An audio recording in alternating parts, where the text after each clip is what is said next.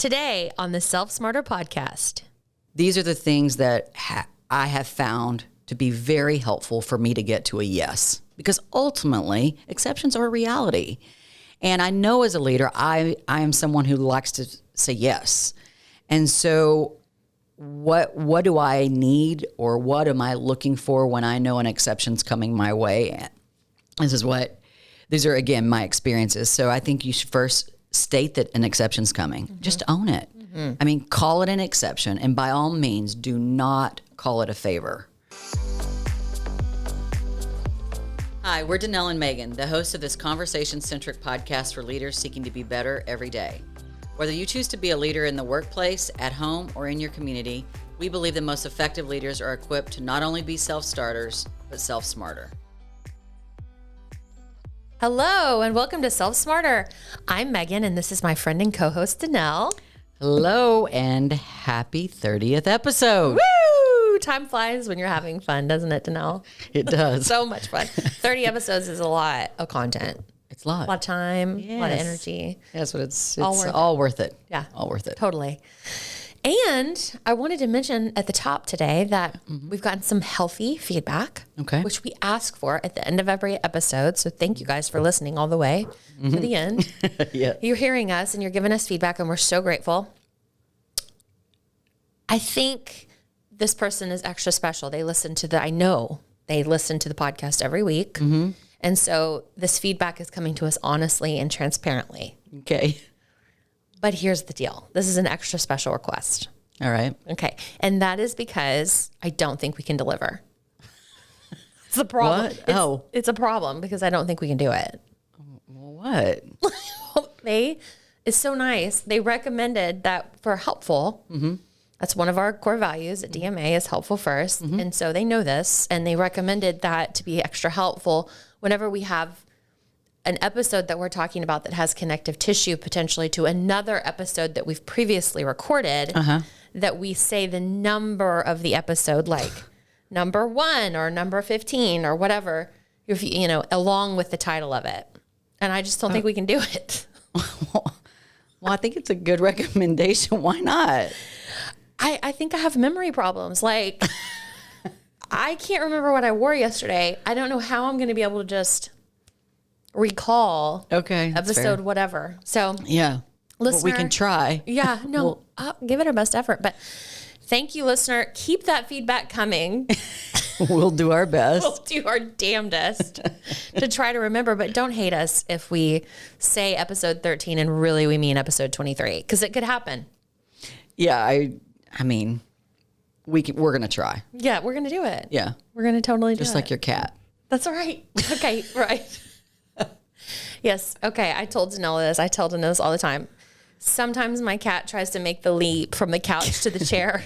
Most of the time she makes it. Some of the time she misses. And so we're just like my cat. When it comes to remembering episode recall. Episode recall is like making the jump from the couch to the chair. Sometimes we're going to stick that landing, and sometimes we're not. Sometimes we're not. Thank you for your patience, listeners. They'll always be in the show notes, though. We'll try our best. Jordan and Jesse do a very good job of making sure that they recap things there. So always give us a double check out on the website. You can have all the correct information. Please look at the show notes for the love. All right. Let's hop on to our commercial. Okay, so you've heard us talk about the work we do at DMA. Let me tell you something. One of the best products our team can build for a business is a custom messaging guide. This high-level document spells out the story of your business so it's easy for your customers to grasp and ignites curiosity in their minds about how your products and services can truly make a difference in their business. The best part of all, we do them for a flat fee. They've become one of our best-selling products in 2022, and we'd love to get one in the works for your business. Send an email to info@dma-solutions.com, and we'll set up a call to get your messaging guide in the works. Okay, today we're talking about something that is so near and dear to our hearts, and that is asking for exceptions. Correct. You sound a bit sarcastic. I am very sarcastic. but it's definitely find out why. Exactly. So before we dive in, Danelle, what do we mean by this, exceptions? Well, as business leaders, we're often faced with having to navigate special requests or exceptions. And historically, that has come to us as to be a challenge at times. Yes. And so, in fact, you recently talked about it on episode 26 when we were talking about work remote. Nice job. Oh, with the recall. Thanks. Just have to point that out. Sorry. Look at me. I made the jump from the couch to the couch. I landed it. Exactly. So when someone asked you, the example was when someone asked you if they could work while literally driving across country. And so that was clearly an exception. Yes. Okay. Got it. Yes. I've had several people outside of our business mention that episode multiple times. And so I know we struck a nerve. Well, yeah, I mean, you did strike a nerve because as decision makers, leaders, we have a hard time receiving special requests. And the reason is because often it's almost a hollow ask. And, at the same time, you told me that some of the people that you connected with that mentioned your example in that episode, they said to you, they would say no. You're right. Like just hands down. They were like, no, I would say no. Right. Well, that's the problem. So we're already, because we're probably being asked a lot, and I know that's to be the case, especially in today's times, we're being asked for exceptions a lot. And so we're almost pre-programmed to say no. It's just easier. And I know that was where I found myself, and my least favorite answer is no. And so, but the onus is really on, when it comes to exceptions, the onus is really on the person who is asking, and that there's an art to it. There's a way to do this in a way that sets the person receiving the information up for a yes. But the reality is, as leaders, we have to teach this. First of all, we have to learn it ourselves. Right. Second of all, I believe this is something that has to be taught. And so until we figured that out in our organization, we found ourselves frustrated a lot. I know I did, especially as the person who sat in the seat for many of the years when I was receiving the exceptions most often. And now that's you and the other leaders at DMA. So again, becoming conscious of how to do this in a respectful, effective way, I think it makes the reality of exceptions being more normalized within a group. And again, this doesn't necessarily pertain exclusively to the workplace. And I'll give you a great example as a mother dealing with exceptions. So that's what I would say generally what we're dealing with and why it's important. What have you found works for you when people ask for exceptions, Danelle? I know I've hit you with a few zingers over the years. I mean, I know I have. So how did we navigate that to help you land on a decision? Well, like I said, there's a bit of an art to it. And it took me a while to figure this out for myself. And it took me longer to figure out that this is really not something that comes naturally for people. And like I said, I had to learn this as a leader and ultimately as a mother. So asking for an exception is really all about positioning. And so by definition, an exception is something that is outside of the rules or outside of the normal expectations. So the asker needs to fully understand this going in. We need to acknowledge that we're asking something that's not the norm. And so, of course, the person who's receiving it, there could easily be reservations, concerns, and certainly questions involved. So if we go in knowing that, then we're one step ahead. Okay. And, again, if the definition is it's outside of the rules or outside of the normal expectations, I also want to point out that sometimes exceptions they're also about the unwritten rules. How normally have we communicated, or what's the norm around this particular instance when you're asking or you need something to be outside of that norm? It may not be, like I said, a specific written rule, but it needs to be respected just the same. Okay. You mentioned earlier, you called it an art. There's an art to it. So yes. Can you talk a little bit more about the art of asking for an exception? Yeah, and again, this is my loose list of how I, as a person receiving an ask or an exception from someone, these are the things that I have found to be very helpful for me to get to a yes, because ultimately exceptions are a reality. And I know as a leader, I am someone who likes to say yes. And so what do I need, or what am I looking for when I know an exception's coming my way? These are, again, my experiences. So I think you should first state that an exception's coming. Mm-hmm. Just own it. Mm-hmm. I mean, call it an exception. And by all means, do not call it a favor. There's a difference between an exception and a favor. And I won't go off on a rabbit trail on that, but I think we all can understand that there's a big difference. Can you put my plate away, or take my coffee mug? Or, right. That's a favor. Right. So state that an exception is coming. And like I said, own it. And then make your case. And this should include your plan for managing the exception, and what is needed to make this request a reality. So make sure that you are making it very clear that you have thought through how the exception could impact all involved. And that could be customers, that could be coworkers, that could be between you and the leader. And in some cases, it really only involves you. But at the same time, at least be able to illustrate that you've thought through, again, how this process is going to, or this exception is going to be managed. And then in some cases, depending on the type of exception, is state the benefits or why it's important. And sometimes that could just be, and sometimes it's just that it's important to you. Mm-hmm. And a great example is I need to come in extra early so that I can leave extra early, or whatever it may be. That was one of the ones I asked you. Yes, you've asked me that before. Yes, we'll talk some more about that in a sec. But yeah, sometimes it's just important to you, but a lot of times the exceptions that are needed or requests that are out there, it could be beneficial to both you and the company. Mm-hmm. So being aware of that is I think important part of this process. And once you've stated the exception, you've made your case, and then you stated the benefits to whom it may be for, then you just stop talking and invite questions. And this was the hardest part for me. Yeah. Is to stop talking, invite questions, and potentially engage in a dialogue. But sometimes there's just not going to be that.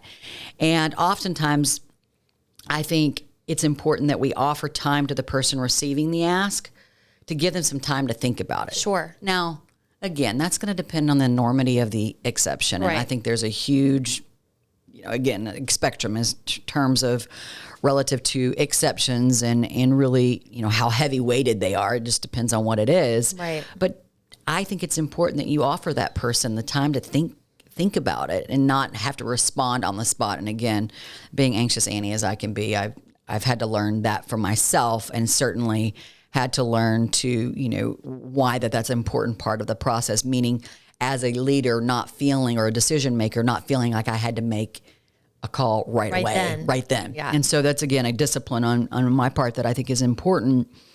And by all means, I know I appreciate this, is when someone shows sincere gratitude for the consideration before the answer, that you're truly grateful for this to be considered, and that you're showing humility that you could accept either a yes or a no. And that is always, I think, part of what makes it very evident for me when I'm on the receiving end of an exception is, okay, they've thought through it, and they're willing to accept a yes or a no. And I trust this individual is going to do what they say they're going to do. So of course a yes is the answer that I'm able to give. So again, those are just things that I've experienced being on both sides. And quite frankly, when I've been in the position to ask for an exception, I got it wrong a lot. And so I would go back and think of, why was I told no? Right. And a lot of that times I started to figure out that it was really my approach. Yeah. Because I would sometimes go in and ask for an exception, and I would only talk about how it was going to benefit me. Right. And so it was something I wanted. Yeah. And maybe I could control the external reason or not. But the reality is, a lot of this also came from being like I said, being the decision maker that was going to have to give the yes or no. And this also really started to take shape as Mackie became a teenager in our house. And so, one of the things that I would be approached with on a regular basis is curfew. And I'm sure if you're a parent out there or someone who is a caregiver to someone who has a curfew, you know what it feels like. Well, I want to stay out late. Mm-hmm. And I would receive that request just in that form on occasion.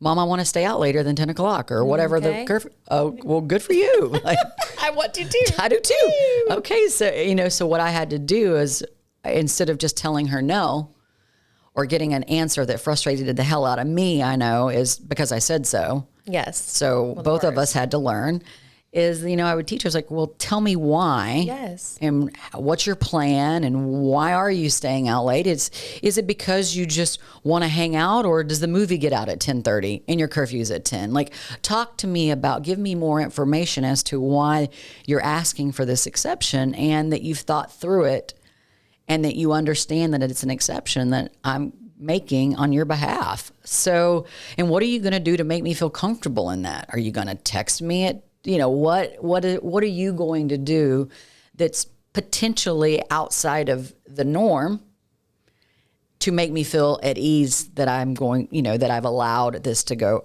this exception to happen. So again, I think there's an art to it. And I'll be honest with you, once I set Mackie down and taught her this literally, I didn't always get to say yes to the request because there's no way we were staying overnight on prom night somewhere. No, that was not going to happen. However, she did ask for exceptions and she still does to this day, and she's learned how to do it in a way that she knows her audience and she knows how to show up for it. And I'm put in a position because she knows her mother. I like to say yes. So again, there's just this art to it. And I don't think it's being taught necessarily in the workplace. So I think there's just this, especially based off of the feedback you got from the episode where you talked about the work remote exception you made, that people were like, whoa.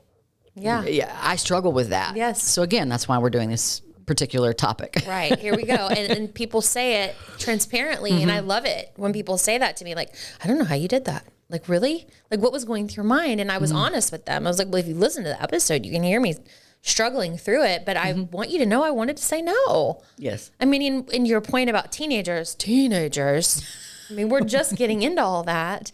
And get ready. Yeah. So the quicker you can teach Cooper the art of it, the better, the less frustrated you will be. Well, and so will he, quite honestly. Yeah, no, for sure. I mean, we've already been through one of those, and he doesn't even drive. Like, he's on a bicycle and asking for exceptions. Like, I'm like, what am I going to get? Like, when he's actually driving and like 16, anyway, but we forgot to even set a curfew. So that was our fault. But now that'll never happen again. that mistake won't happen again. But yes. So if you guys have teenagers or young children who are going to be teenagers, get ready. Wink, wink. It's a coming. Yes. But for children or for workers, really this conversation is for the leader. And so if you were going to boil down we want the leaders to be teaching this correct to their team, to their children, to their people, so that when they come to ask for the exception, it's not so damaging or putting the person in the position like these people that have come to me and been like, I don't know how you said yes to that. Those people, putting them in a position to flip that script and say yes. Okay, so I'll boil it down, but I also want to set the stage, that I'm assuming as leaders that most of us want to say yes. Yes. So I'm just making that assumption. Got it. And I agree so with that. what I'm trying to help us understand is the onus is on us to prepare those that we lead. Your people, yeah. Yeah, with here's a clear understanding of what it takes to,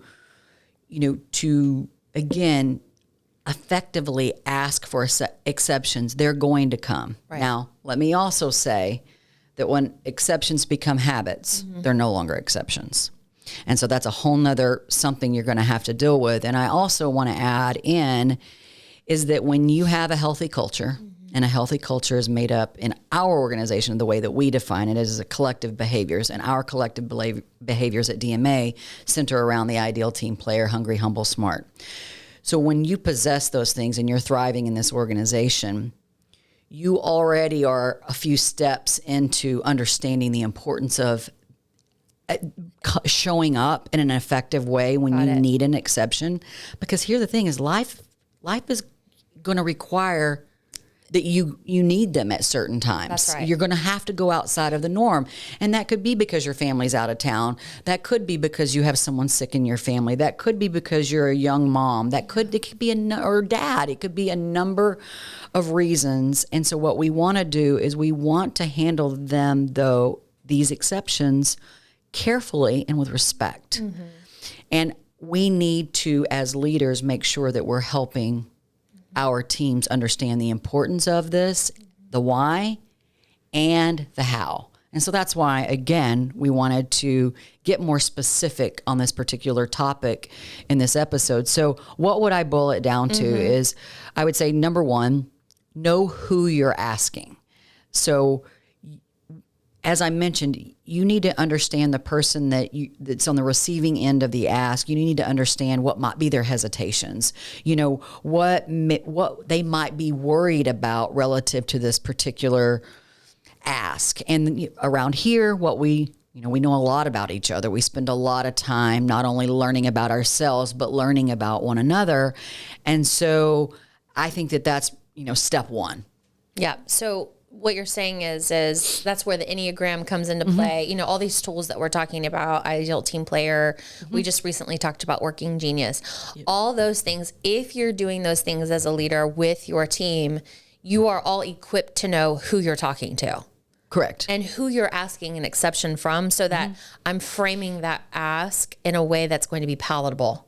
Correct. To them, if I want a yes. Yes. I mean, the way I think about it is, you got to start with the mindset of putting that person at ease. Yes. And so I think that, and because of that, it's like there's this human connection. Yeah. So this is not one of those to-do lists, these 5 things in this exact order. This is almost a concept. Consciousness. Yes, it is. And it's about accountability, ultimately. And so, that's what I would say you start with, is know who you're asking. Number 2, state the facts and the stakes. So if you're requesting an exception, no matter the reason, you should state the facts as you know them, as they pertain to you and to the person that you're asking, and quite frankly, anybody else that's involved. Right. So if you know that you're asking for an exception at an inopportune time, you should state that up front. Right. You should say, I know this is terrible timing. Just come out with it. Just come out with it. Own it. That needs to be part of the setup, because what you're showing is that you're showing empathy. Yes. That this is probably not going to feel good to hear this at this moment because of all of these things going on. Right. At the same time, it's a reality. That's right. And sometimes that just takes the awareness. It just puts a person in a position of, I don't have to think that, they've thought it for already. That's right. Yeah. They're preparing me. I have a really good example of this, and I have felt the vulnerability and the need to do the come right out with it, is when you and I both run the business. We both run the business. You were way deeper into it a year or 2 years ago. And what I was vulnerable to, what we were both vulnerable to, was if you and I were going to be out of the office, whether for business or for personal reasons at the same time. Yep.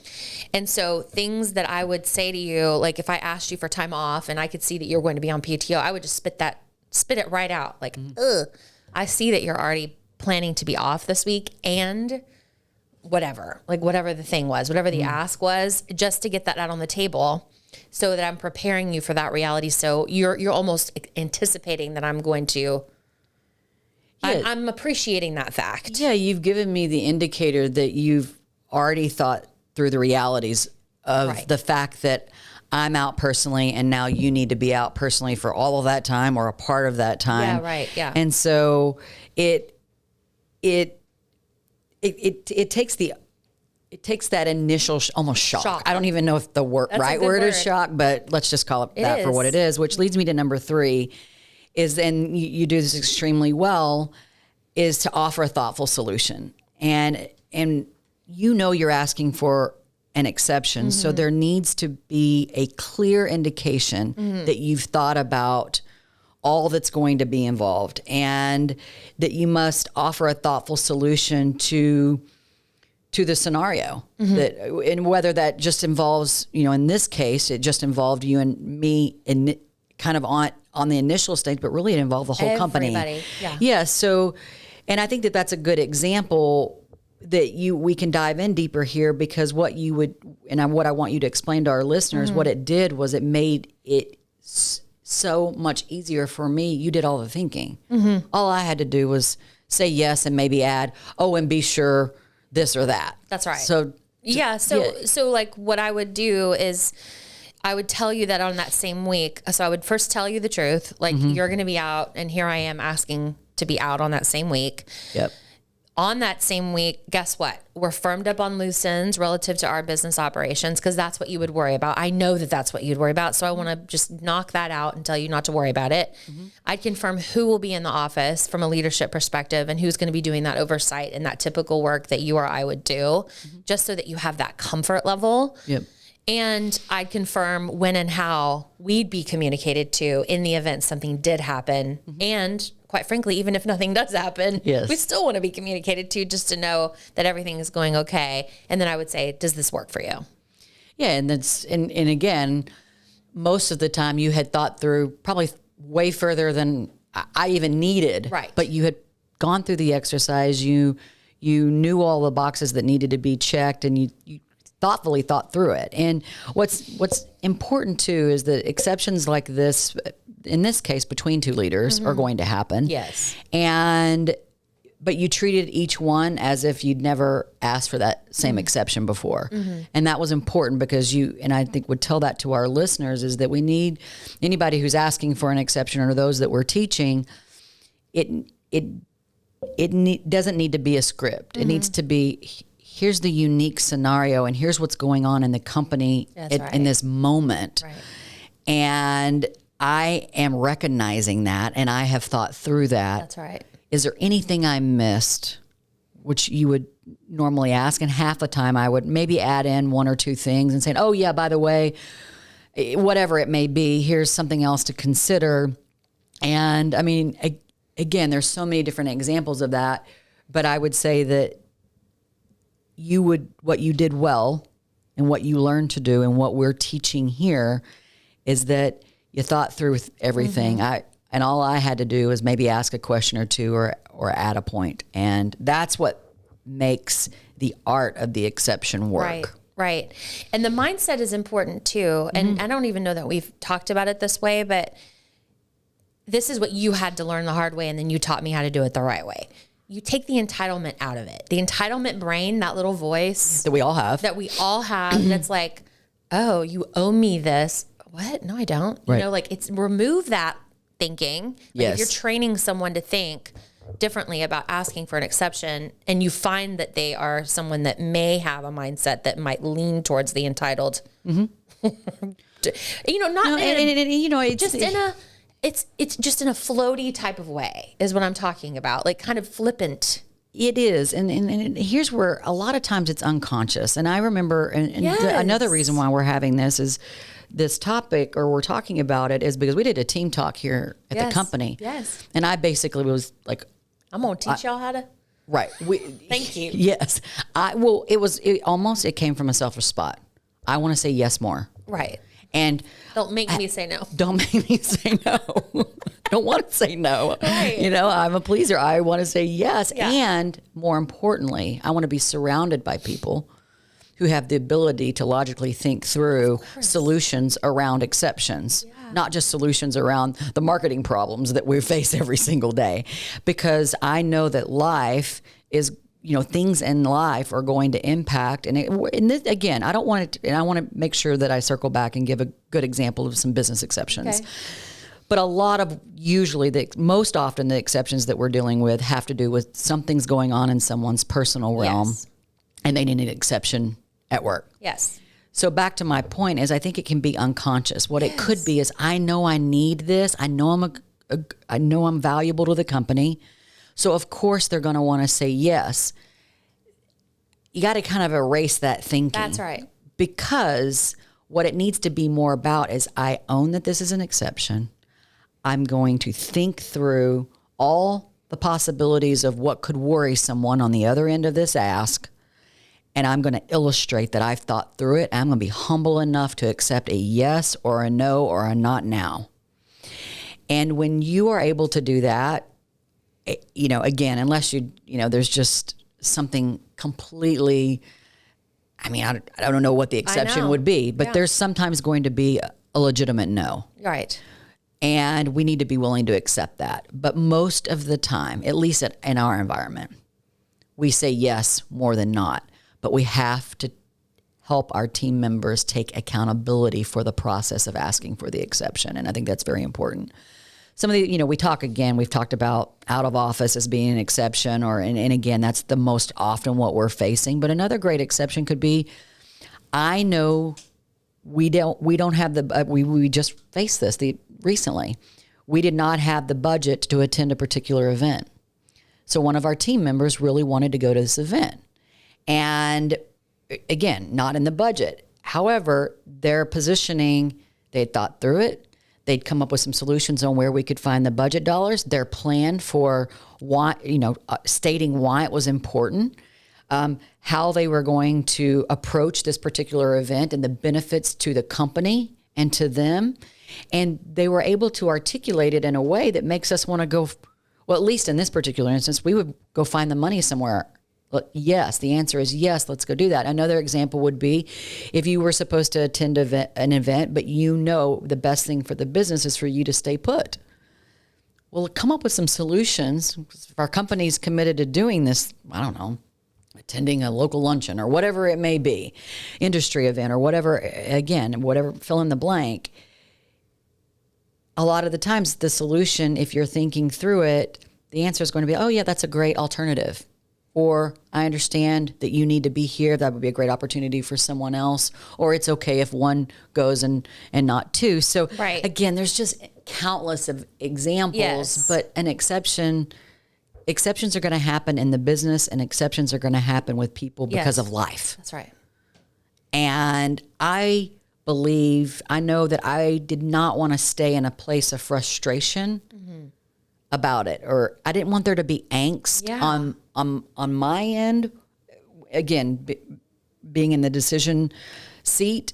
And I certainly didn't want it to be something that people feared. Right. And I also don't want it to be something that people abuse or take for granted. Right. So again, that's why, this topic is made it to our list. So. Yeah. And it's a biggie. As we're talking this out, it really, I hope this is really resonating with our leader listeners, because I think that this is something that we as leaders potentially take for granted until we're hit with it. Mm-hmm. And then we're hit with it and we're like, shit, I wasn't prepared for that. Right. Or whatever, so, or maybe we are, we're armored up, or we're prepared for this, and we're educated and we're ready for it. And then we don't respond the way that we wanted to, or we feel weird about the ask and we don't know how to respond to that. And so there's all these variables that come along with the exception. So if we're training people how to do it, maybe that makes it an easier or more palatable process for the leader. Yes. It's just like a nice thing to do. Yeah, and quite honestly, if you're putting in the time to basically, when we say training, where you're basically setting expectations. That's right. And you're giving people some tools and some realities of what they can do to be more effective at this. If there continues to be an issue with a particular, again, the exception becomes the common practice. You have something else going on there that needs to be addressed. And so then that's what I had to get out of my own way and my own bias, and what I had to see past was, wait a minute, you have a few people taking advantage of exceptions. So you've become almost conditioned to just want to say no. That's right. And then depending on your Enneagram type, when fairness comes into play and, when all that comes into play, there can be a little bit of hesitation and resistance too. And we need to work through that. Yeah. Because we, again, as a company who professes to be a company for the people and about us being the best version of humans that we can be, exceptions are a reality. And that's what I know for sure. Oh yeah. And there's just going to be more of them. Right? Like in terms of the future. Yeah. And but yes. And I think there's going to be more of them as you have people who are, choosing to do life with as part of your team. Right. So it's okay. It's okay. It's okay. It's just you kind of, as the leader, you have to be ready. Yes. You just have to be ready. And if it's, this podcast is about being self-smarter, be smarter about how you feel in the moment. Really pay attention the next time someone asks you for an exception. Feel that. Right. Feel that preparedness or feel that ill preparedness. Either way, and own it. Yeah, absolutely. Yeah. And I think part of what's helped us in this journey is asking the simple question, why am I hesitating? Right. And sometimes, just like what you just said, sometimes it's it hasn't been thoughtfully thought through. Or, there's 3 other things that this person who's asking for this exceptions does not know about. Potentially, right, that this could impact. So let's have making a decision in a vacuum, making a request in a vacuum. Absolutely. So I think it's as the decision maker, when the answer, where there's hesitation or where there's frustration or whatever that feeling is, really try to understand that. Okay. And I think that will help the next time, or in that moment, or in that particular instance, it will help you understand what you need in order for that feeling not to exist. Right. Exactly. Yeah. Okay. And I think you said this before, but I just want to ask again for clarity for me and for our listeners, because I love to ask you this question. What do you know for sure about asking for or determining an answer when someone is asking for an exception? I'm being a bit repetitive here, but That's okay. We have to help people be more effective at this. So what I would say is look for the moments where it's probably not happening, or highlight a moment when it is optimum and make a big deal out of it. And highlight that individual in that particular moment, and just own that as a leader, saying, I love that. This was a perfect example of how to ask for an exception. And, not always is that going to be appropriate, because sometimes the exception is probably most likely, in a lot of cases, a private ask. Yes. But when you can, as a leader and someone who's taken the time to say, here is an effective way to ask for an exception, they're not just going to pick it up. So we're going to have to continue to coach and teach. And here's why I'm hesitant to tell you yes right now. And then give them the opportunity, at least, to go and find their way. So what I know for sure is that it's on us to learn the process ourselves. Yes. It's on us as leaders to understand why hesitations might be prevalent, potentially, and hesitations are flat out no. And then it's also, what I know for sure is that we have to help people be better in this particular instance. And what it is it's setting expectations. Right. Is really what this is about. That's right. So. Right. And teaching people so that they come at it differently in the future makes all of our lives a little bit better. And we're certainly not saying we're perfect at this. No. Because what happens is sometimes we get buttoned up asks, exceptions, like we're talking about here today, and sometimes we don't. When we don't, I lovingly call those hot turds. Sorry if you're offended by that, but it's the damn truth.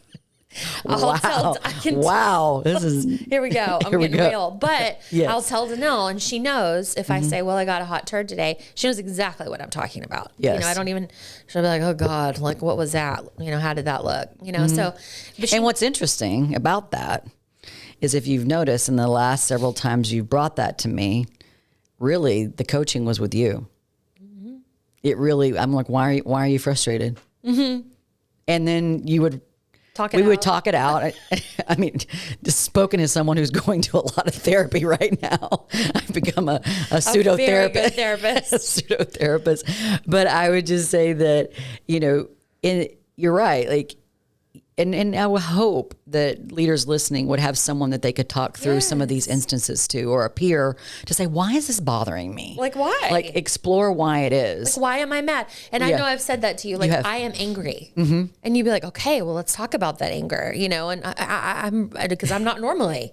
Right. And so if you are, it must be really bad, but this thing doesn't sound that big of a deal, but talk to me about it. Like, And that's usually, how it sounds when you coach me. Like, well, and usually it's because you've been asked multiple times. yes. And that's, I want to empathize with you leaders. I get it. Like sometimes they come in massive waves and it feels like A lot. A lot. I would encourage, and I've been in that seat. I've felt that frustration. I'm not saying I'm never going to feel it again. Yeah. But what I would say is that try to isolate each one of those exceptions, because most of the time those other people don't know. They don't know.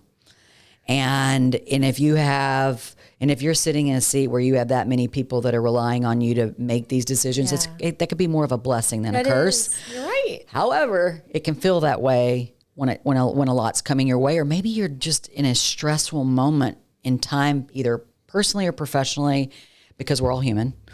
And so it's just kind of being able to check yourself. Why am I feeling frustrated? And it's like, really, actually, it's not. It has nothing to do with this particular ask. This person's prepared. I trust that they're going to take this. They're going. They're going to be okay. We're all going to be okay with this exception.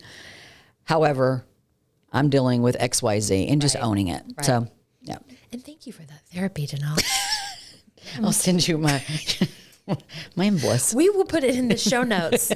My invoice. No, I'm just joking. It's a joke. No, good stuff. Good stuff. Really good stuff. So with that, let's transition to music. Okay.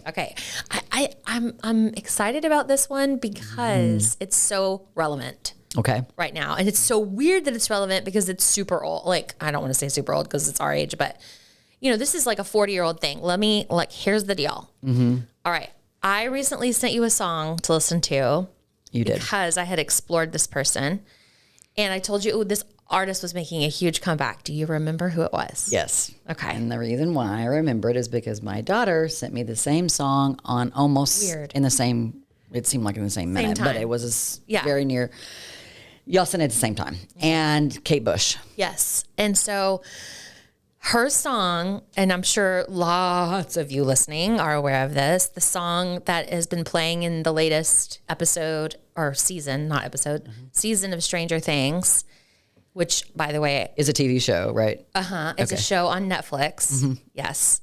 It's really good. And it's it's like caught like wildfire. Like people love it. Yes. And it's all ages. It's like, it doesn't discriminate. Like it's Mackie and Drew are watching it together. right. Yeah. And my aunt is watching it and she was like, oh my gosh, I love this. I was like, I know it's a little out there for you, but okay.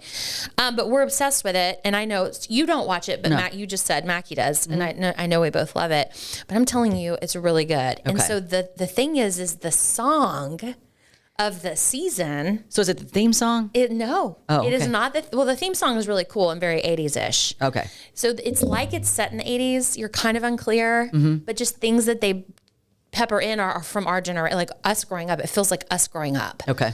And so there's a character, and there's one song that plays. It played in the last season, in the last episode. So we got a little taste of it. Okay. Kate Bush. It's called Running Up That Hill.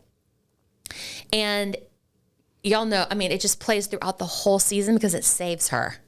Oh, the song saves her? It literally saves her. Okay, so it's deep. But the thing about it is that song, Kate Bush released that song in 1985. So it's 37. It's 37. You and I were children. And I remember it. I was a bit of a teenager, but okay. Yeah. But thank you. Yeah. Ish.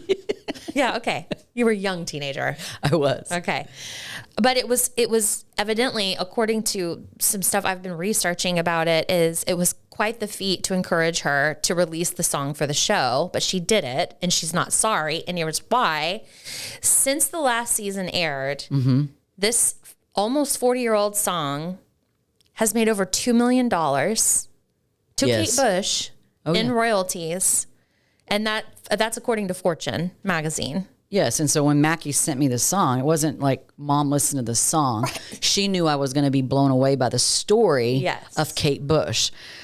And so I did a little bit of research, and y'all both sent me articles since then, and I couldn't believe it, but especially as an artist of the 80s, she owns the rights to her music. So smart.